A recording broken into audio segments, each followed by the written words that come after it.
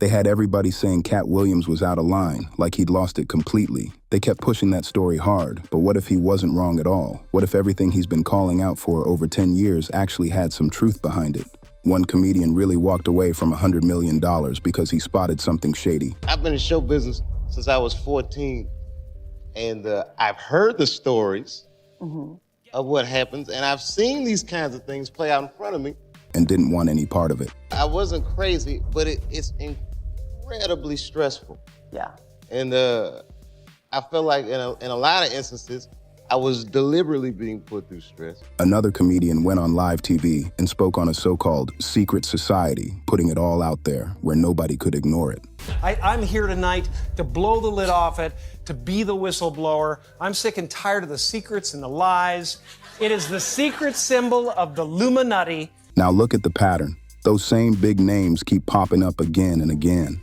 Oprah, Ellen, Diddy, Weinstein, Epstein. People keep mentioning them, and it's raising eyebrows. Folks say it's all connected, all protected, but here's the wild part. Katt Williams was pointing it this way before the headlines, before the scandals blew up, before everything got serious. And instead of listening, Hollywood tried to shut him down and paint him as the problem. This is the story they tried to keep quiet, the one they didn't want getting out. For years, the entertainment industry painted Katt Williams like he was unstable, out of control, just another comedian falling off track and causing problems. That was the narrative they pushed everywhere. But here's what makes it wild. Every single thing Katt said about Hollywood's darker side keeps lining up over time. It didn't fade away. It didn't sound crazy later. It started sounding way too real. He was speaking on Diddy long before any federal attention showed up. He called out gatekeepers controlling black entertainers when nobody else wanted to even go near that topic. He even spoke about comedians being pressured into uncomfortable situations, about strange behind-the-scenes behavior, about the real cost of fame, and most important, he broke down what can happen when someone refuses to play along with the system. The entertainment industry was never just about talent, no matter how they try to sell it. That idea sounds good, but behind the scenes, it's a whole different story. According to people who've been inside it, comedians, actors, musicians who actually spoke up, there's a system running everything, a clear hierarchy, and at the very top sits a tight circle of executives, producers, and media power players deciding who rises and what they have to give up to make it. You know, Tarantino was telling us about this old school Hollywood producer who had a bedroom in his office. Sure. So you would go into his office, and this is like, in the 60s or whatever. So he had his office, and then he had a whole bedroom in his studio. Yeah. Where he would bang all the starlets. Like, if you wanted to be a star, you had to bang that guy. Which is just the deal with the devil that has always been that business. Did you catch that part? People keep bringing up that same phrase over and over, the deal with the devil. It keeps showing up in conversations about Hollywood, and it's not being brushed off like a joke anymore. When Katt Williams talks about celebrities selling their souls, most people try to laugh it off like he's just being extra or dramatic. But what if it's not about anything supernatural at all? What if it's something way more real and way more unsettling? According to multiple people who've gone public, selling your soul could really mean putting yourself in positions that cross your own lines, making choices you can't undo, and giving up pieces of yourself just to stay in the game. It means being recorded doing things that could ruin everything if they ever got out. It means losing control, being pulled in through pressure, blackmail, debt, addiction, fear, all of it working together to keep people locked in place. Now here's where it gets even more serious. Roger Avery isn't just some random voice online. This is an Academy Award-winning screenwriter, the same man who co-wrote Pulp Fiction. And he's sitting on the Joe Rogan Experience, calmly talking about alleged sacrifices happening in Los Angeles. Like, that's Do you think so that you think is real? So well, yeah, not only that, I think that there's, sacrifices going on every day in Los Angeles. When he was pushed to say names, listen to what he said.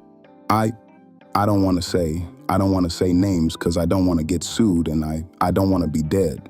I don't want to say names because I don't want to get sued, and I don't want to be dead. Think about that for a second. An Oscar-winning writer openly saying he's scared to name people because of what could happen to him. That's not something people just say for no reason. This is Hollywood in 2024, the same industry behind the biggest movies and shows, but at the top, people are moving like they don't answer to anyone. And now it brings attention to someone Katt Williams has mentioned more than once. Someone seen as a voice of guidance in media. Someone who built a massive image around positivity and empowerment. Oprah Winfrey. Now here's where things start to look real strange. When you line it all up, people notice something that's hard to ignore. Many of the major figures exposed over the last decade. She knew them, worked with them, and even supported them at different points. Take Harvey Weinstein, for example. Oprah was seen with him plenty of times, smiling in photos, calling him a friend back then. That connection alone had people raising serious questions once everything came out, and it didn't go unnoticed.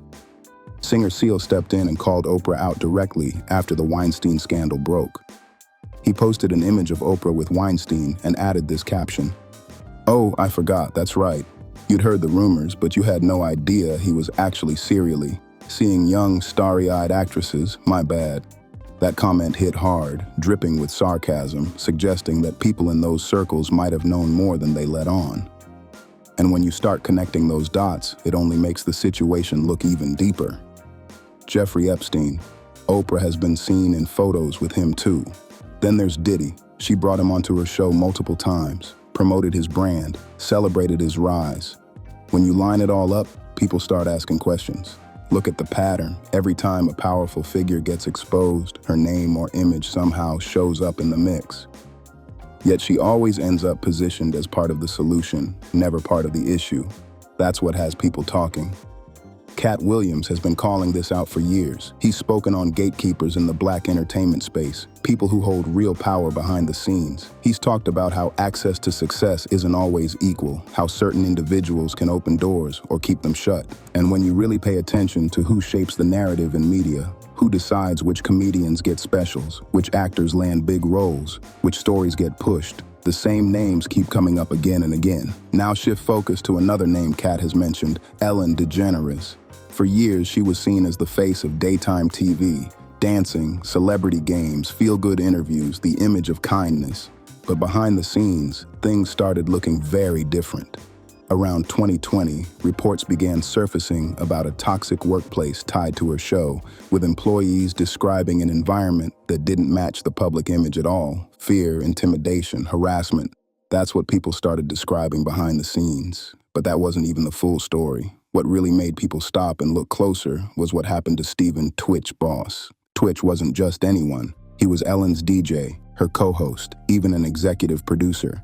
He was part of that show for nearly 8 years, all the way until it wrapped in 2022. By all public appearances, he was thriving, successful, respected, and right at the top of his career. Then December 13th, 2022 hit, and Twitch passed away at just 40 years old. The news shocked a lot of people, especially because there were no clear public signs leading up to it. TMZ is reporting when Twitch left his home the day before his suicide, he took an Uber to a motel about a mile away. At the motel, he switched his phone to airplane mode so no one could reach him. The motel manager says he checked in under his own name and never left his room. We also now know that Twitch left a suicide note. After that, a wave of online speculation started spreading fast. Some sources online claimed there were references involving Ellen DeGeneres, while others pushed stories about possible connections involving other major figures. Now, to keep this real, none of those claims have been officially confirmed. But the timing, the connections, and everything surrounding the situation had people asking serious questions. Why did someone who seemed to have so much going for him suddenly pass away without any public warning signs? That's the part that continues to leave people searching for answers. What did he know? What did he see during those 8 years behind the scenes on one of the biggest shows in television? Those are the questions people keep asking, and the truth is, we may never get the full picture. But Katt Williams has been saying this for years. He believes Hollywood can turn on people who know too much. That idea keeps coming back up, especially when you start looking at other major stories in the industry. If you really want to understand how the system can work, you have to look at Dave Chappelle. Back in 2005, Dave was offered $50 million to keep Chappelle's show going. That was the biggest show out at the time, and he was at the very top of his career. And still, he walked away from all of it, not just the money, everything. He even left the country and went to Africa. Then when he came back, the media started labeling him like something was wrong. But Dave stood on his decision, and he knew exactly why he made that move. Dave started noticing a pattern, and once you see it, it's hard to ignore. Every time a Black entertainer reaches a certain level, right when they're about to level up even more, suddenly the narrative flips. Out of nowhere, they're called crazy. People say they're breaking down, and the media energy shifts completely against them. I've been in show business since I was 14, and I've heard the stories of what happens, and I've seen these kinds of things play out in front of me.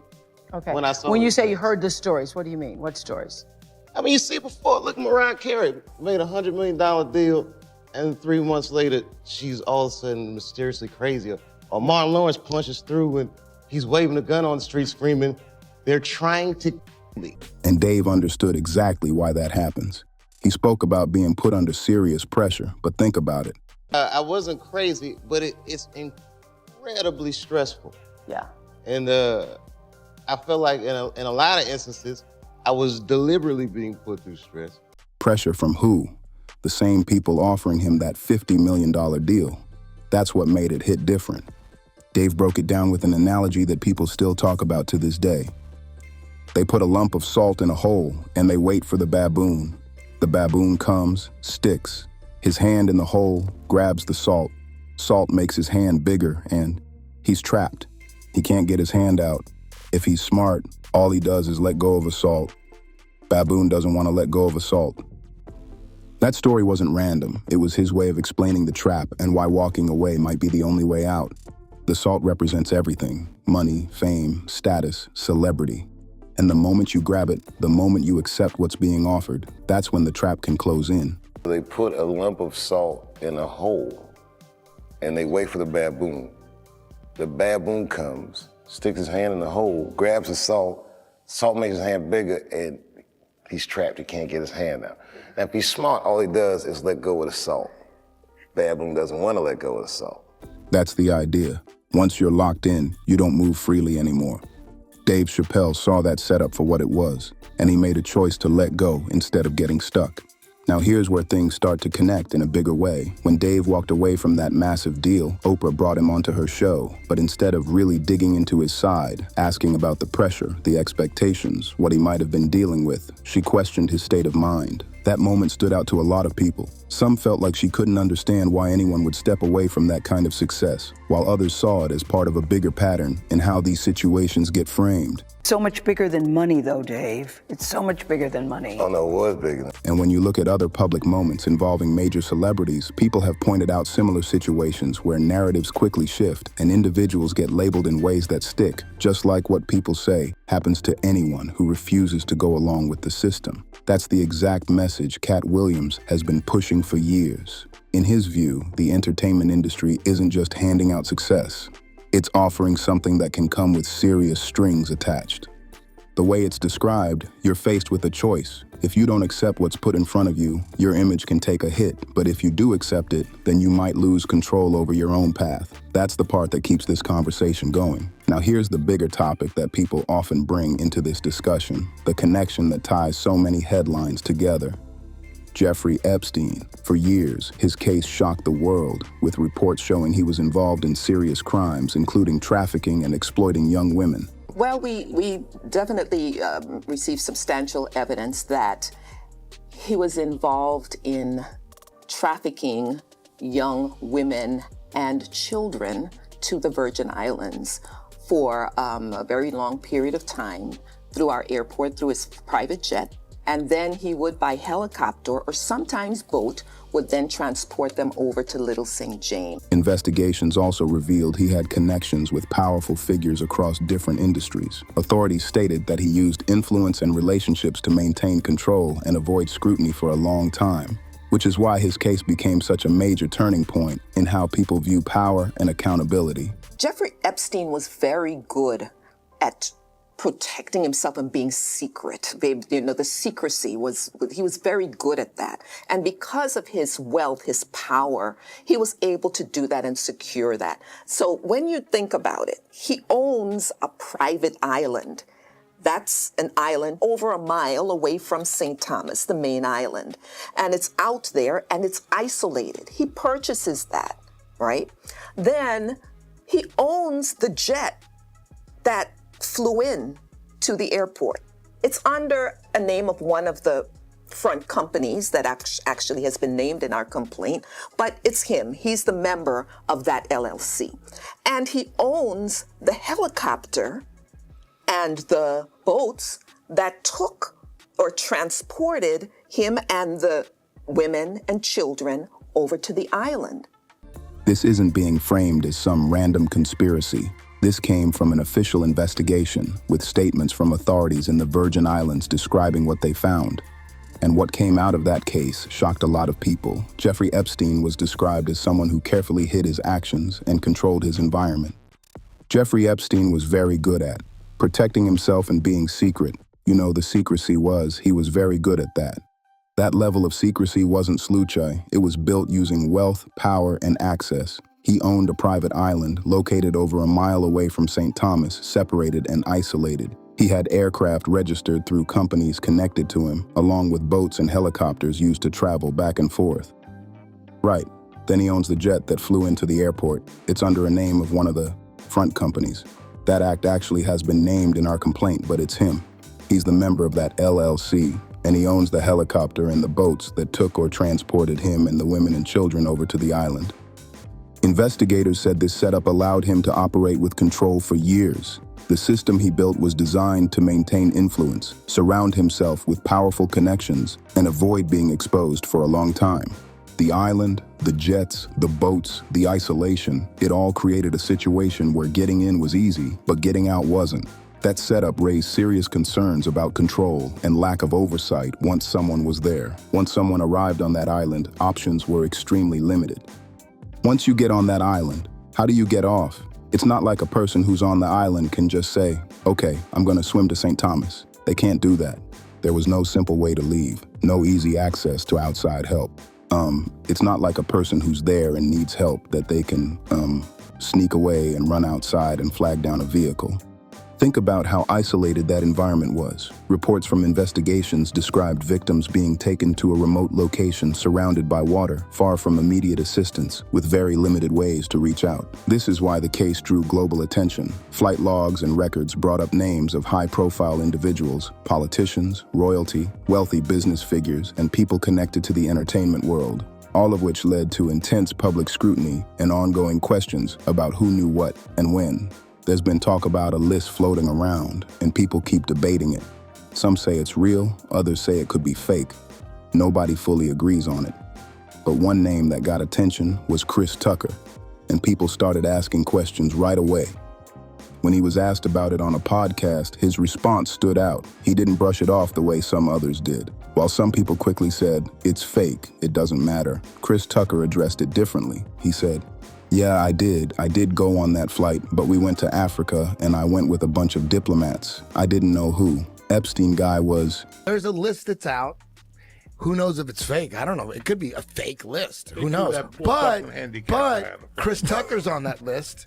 And they asked Chris Tucker on a podcast, what's up with you being on the list?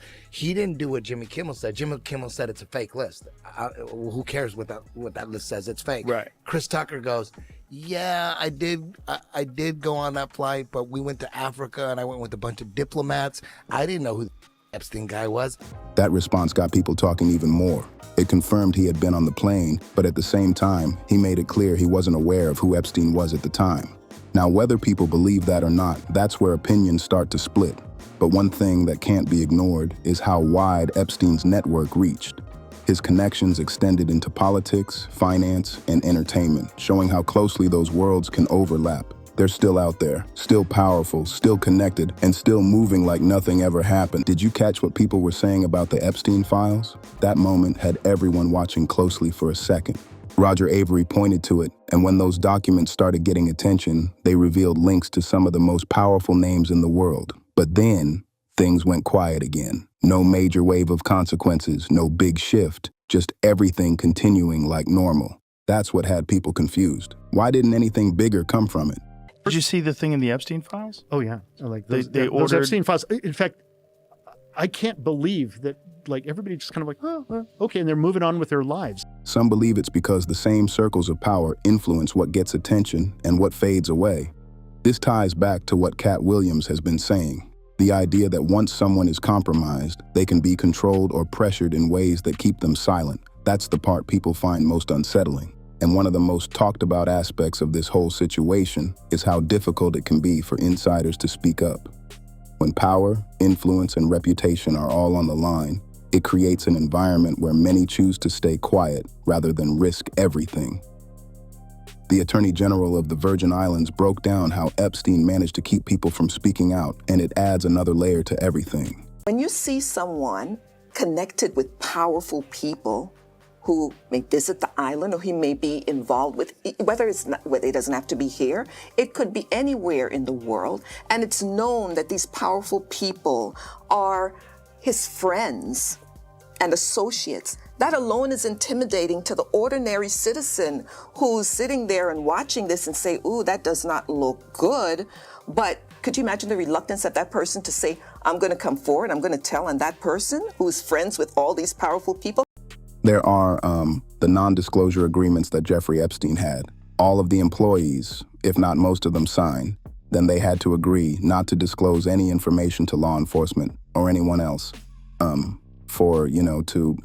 regarding what goes on that island. And even after Jeffrey Epstein's death, those non-disclosure agreements are still in place and still enforced by the estate. Think about that for a second. Even after his death, those agreements didn't just disappear, they stayed active.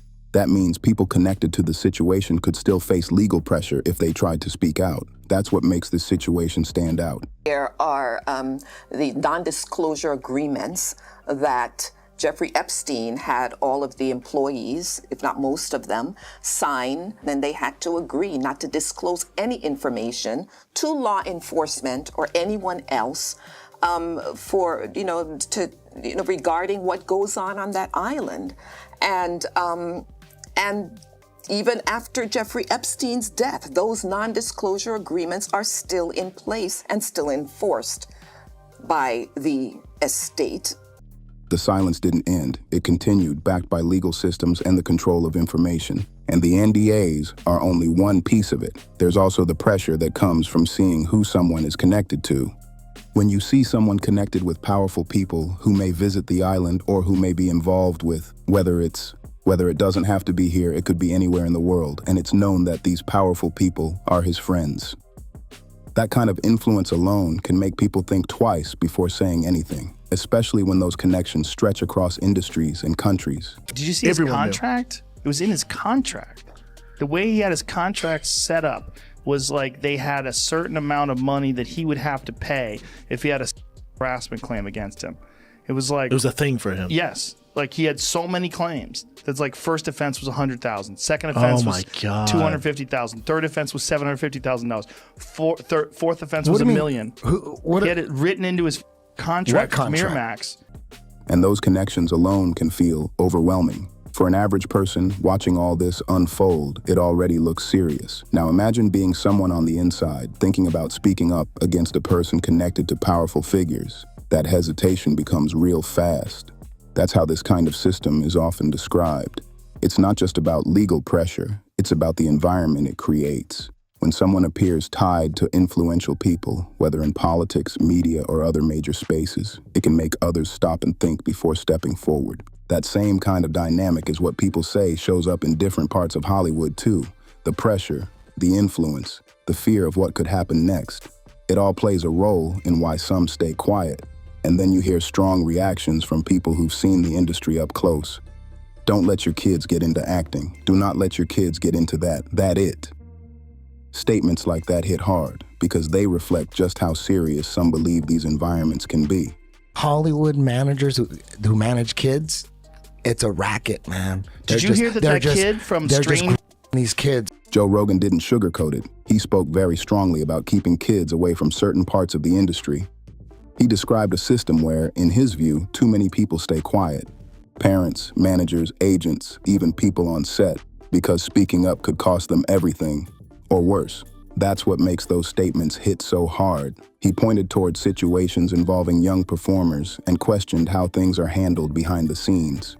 Hollywood managers who manage kids, it's a racket, man. They're just, did you hear that?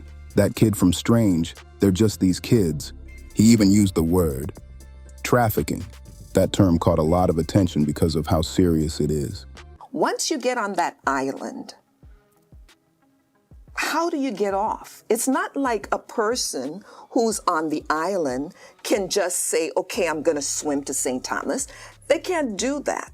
It's not like a person who's there and needs help that they can sneak away and run outside and flag down a vehicle. It reflects concerns some people have raised about exploitation and lack of protection in certain cases involving minors in entertainment. Then there's Harvey Weinstein's situation, which was actually documented. Reports revealed that settlements related to misconduct allegations were factored into company agreements, showing how issues were handled at an institutional level. That's why people describe it as systemic. It's not just isolated incidents, it's about patterns and structures that allowed behavior to continue for years. And Katt Williams isn't the only one who's spoken on this.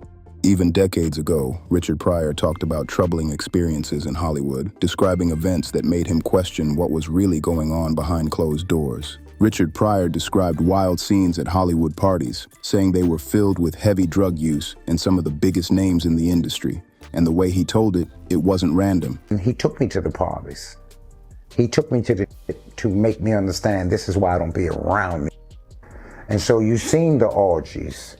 You seen the people that was the stars and that they was doing. And the smells and the looks in their eyes. It felt like he was being shown all of this on purpose, almost like a message about what that world really looked like.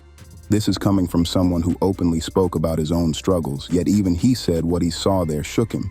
He was so uncomfortable with those environments that he chose to carry protection afterward. I'm walking around holding my cutlasses because you've seen people in states of mind that you never experienced nothing like that. I knew people that got high, but they didn't get high and did that I was seeing. That says a lot. And then he pointed towards something bigger, the structure behind it all. This was back in the 1970s, long before modern scandals and movements brought attention to these issues. Pryor was already describing powerful circles, questionable behavior, and how influence could be used to keep people in line. You know, you had a group of people that painted their fingernails black, what they call Illuminati now. It was some kind of clique then, and in this clique, you know, we wife swap and all this kind of shit. You can f my wife and stand there and watch. And all I seen it. I literally seen all these things. Fast forward to 2014, and something else caught people off guard. Jim Carrey went on a late-night show and suddenly started making unusual gestures and talking about secret groups. Most people brushed it off as him joking around, just being unpredictable on camera. But others looked at it differently, especially considering how openly Jim has spoken about deeper topics like depression, fame, and how empty success in Hollywood can sometimes feel. Is that a gang sign? Have you, Oh, like you don't know what it is. You don't know what that is. I have no idea. Oh, you don't know. Jimmy Fallon doesn't know. David Letterman doesn't know. We don't know. All the comics and show business don't know what this is. Right? This is someone who reached the very top, got everything the industry promises, fame, money, recognition, and still came out saying it felt empty. That alone makes people look at his words a little differently. When you hear his comments in that context, it doesn't just sound like random jokes anymore. Some people think maybe he was being serious, just masking it with humor so it wouldn't hit as directly. Come on, Jimmy. Seriously, the time is up. People are hip to this kind of stuff. I'm here tonight to blow the lid off it, to be the whistleblower. I'm sick and tired of the secrets and the lies. It is the secret symbol of the Illuminati, and you're a part of it. Maybe like Katt Williams, he was trying to say something without saying it too loud. Joe Rogan also spoke about what he saw when he first stepped into Hollywood back in the 1990s. He described a system with a clear pecking order where power really shapes how people are treated. There is an arrogance that some stars had, like particularly in the 90s. When I first came to Hollywood, and this is like really evident for me because I was not a star, but I was on a television show. So I got to be around a lot of stars. And there was a way that some of them would treat you. They would let you know that you are subhuman. You are below them. They would communicate with you in the most disrespectful and dismissive ways. According to that view, those at the top can look down on everyone else, while at the same time answering to even bigger players above them. That kind of structure creates a cycle where pressure flows both ways, and everyone is trying to protect their position. It's described like a chain where pressure moves from the top all the way down. Each level holds influence over the one below it, and at the very top sit the executives, producers, and decision makers, the same types of figures Katt Williams has been calling out for years. Weird. Like mousy guys that I could like instantly, and they would just be rude to you in a really weird way because they had power. And then when an executive would come over, they would turn on the charm. They'd be smiling and laughing, and then you would talk to them at the craft service, and they would dismiss you in the shittiest ways. And what's being said about Hollywood doesn't just stop there. People point out that similar patterns can show up in the music industry too. The same kind of power structures, the same influence, the same conversations about control. You know what Sturgill Simpson told me? He said the same thing exists in music. What? He said in music there's a bunch of pedos and pederasties. Sure. Music as well. The entertainment business all the way through. Music. This was about. This is about music and movies and TV. It's about the whole entertainment business. Women. When you focus on someone like Diddy, his name comes up a lot in discussions about industry connections. So many horrific accusations involving young singers, like children. He was present at major events, surrounded by high-profile figures, moving in the same circles as other powerful names. That visibility is why people now go back and re-examine old moments. Some say signs were there, others say it's only clear in hindsight. But either way, it raises questions about who knew what at the time. So why is all of this getting attention now? Why are more people revisiting what Katt Williams has been saying for so long? Part of it comes down to timing. Major headlines, investigations, and public discussions have made people more aware, and each new development adds more context to the last. But something else has shifted too. The way information spreads today is different. In the past, major media platforms had much more control over public narratives. A single interview or decision could shape how someone was seen or even push them out of the spotlight completely. But now everything's different. The internet changed the whole game. Social media, podcasts, YouTube. These platforms let people speak straight to millions without needing approval from traditional gatekeepers. Celebrity is the role. That's the one on the red carpet. You're famous. It's not that you're not a celebrity, but it's not like you're sticking your pinky toe out on the red carpet. And you're not going places and people saying, "What are you wearing?" Right. You didn't make your life about that. You're not tethered to endorsements and this, that, and the other. You're tethered to yourself, to your journey, to your life, which makes it meaningful. And now those messages can't be shut down so easily. That's why voices like Katt Williams are reaching more people than ever before. No filters, no middlemen, just direct communication, and people are actually paying attention. Dave Chappelle once made a clear distinction between fame and celebrity. Fame comes from your work, what you create, what you stand on. Celebrity, on the other hand, can come with expectations and pressure from the system around you. Katt Williams has always leaned into speaking openly, even when it brought backlash. He said what he believed, even when it cost him opportunities, even when his reputation took hits, and even when people dismissed him. Epstein, Weinstein, like these guys knew what these extremists liked and provided it, and provided the way for you to to have $1 billion and not create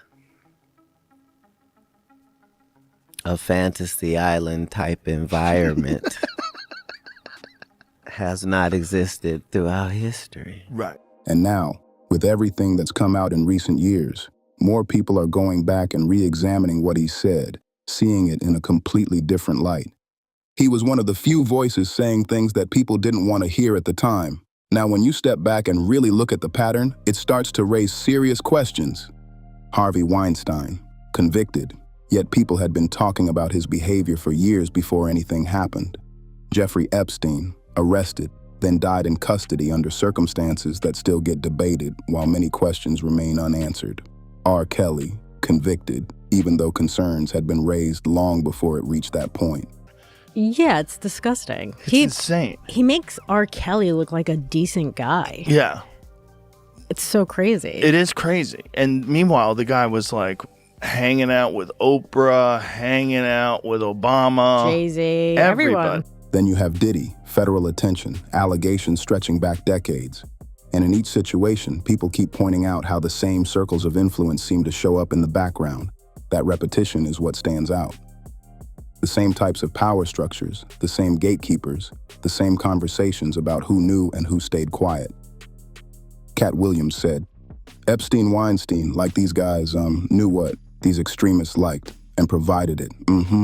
And provided the way for you to to have $1 billion and not create. A fantasy island-type environment has not existed throughout history. That idea right there is what keeps people talking. Because if that's true, then this wasn't just a few isolated individuals making bad choices. People start seeing it as something more organized, something built around access and influence. The way it's described, certain figures weren't just participants. They were seen as providing access, creating environments where powerful people could move without scrutiny. And the ones connected to those circles? Many of them are still out there, still holding influence, still part of major industries. Some stepped away quietly, others stayed in positions of power, and that's what keeps the conversation going. People look at that and wonder how much has really changed behind the scenes. At the same time, things are starting to shift. Investigations, arrests, and public attention have begun breaking through layers that stayed hidden for years. Each new development adds pressure, and little by little, that wall of silence people talk about doesn't look as solid as it once did. That's Oprah speaking after the Weinstein scandal, addressing how women were silenced and saying change was coming. Well, I think this is a watershed moment. I think this is a moment where no matter what business you work in, there have been women who not only had the disease to please, that's a part of it, but who felt that in order to keep my job, in order to keep my position, in order to keep moving forward, I've got to smile, I've got to look the other way, I got to pretend he didn't say that, I got to pretend he didn't touch me. I think those days are about to be over. But what stood out to some people wasn't just what was said, it was what wasn't said. There were no direct mentions of her own connections, no reflection on past relationships with figures who later faced serious allegations. That gap is what had people looking closer and asking more questions. Because this is how many believe the system operates. When someone gets exposed, others in those circles often shift their position. They speak out, align with victims, and create distance from the situation just enough to avoid being pulled into it. But now more people are paying attention. They're revisiting old interviews, old clips, old statements, and trying to connect everything together. And Katt Williams, he was talking about pieces of this years ago. When he mentioned certain patterns in comedy and entertainment, people laughed it off at the time. Now, those same conversations are being looked at again, with a whole different level of attention. Now people are starting to ask more questions about Diddy's role in the industry, looking back at things they didn't question before. When Katt Williams talked about selling your soul for fame, a lot of people took it as just talk, but now some are rethinking what he meant. There's a growing conversation around how the industry responds to voices like his. Some believe those voices get dismissed quickly, labeled as extreme, so people don't look too closely or connect patterns. At the same time, a number of serious cases and investigations have come to light over the years. From misconduct allegations against powerful producers, to the Epstein case, to the exposure of abuse in different parts of entertainment, these stories have been widely reported and documented. That's why more people are paying attention now. They're not just looking at one situation. They're looking at multiple cases across time and asking how these environments were able to exist for so long. It is very important that we enforce our laws against human trafficking, against child abuse, against child and sexual exploitation of women. It is important that we do that, because if I don't do it, as the Attorney General, the top law enforcement person, if we do not do it in the Virgin Islands, then those types of crimes will continue to flourish. Without being challenged. Real change only happens when people start demanding accountability. When audiences stop overlooking serious issues just because they like the content and start paying attention to the voices speaking out instead of brushing them off.